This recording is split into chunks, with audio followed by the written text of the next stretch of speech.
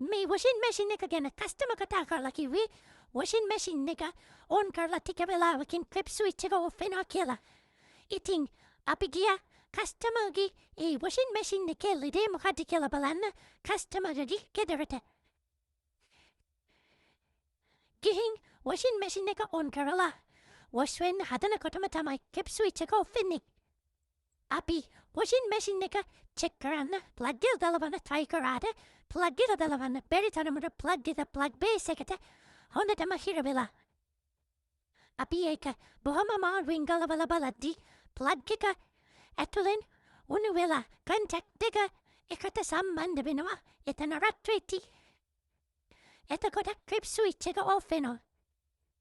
ඉතින් අපි අලුතින් plug top එක සහ plug base එක සවි කරේ machine එක on කරලා බැලුවා.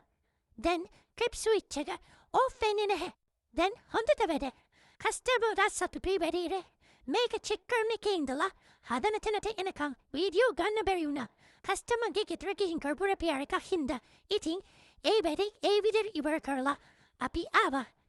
මේ repair එකේ වීඩියෝ එක customer දැක්කොත් comment එකක් දාගෙන යන්න අමතක කරන්න එපා. ඔයාලටත් මේ වගේ washing machine, fridge, අල්පරියා කරදන්න තියෙනවා නම් දැම්ම කතා කරන්න. Dhananjaya refrigerator and washing machine repair center. අමතන්න 077 920 99 22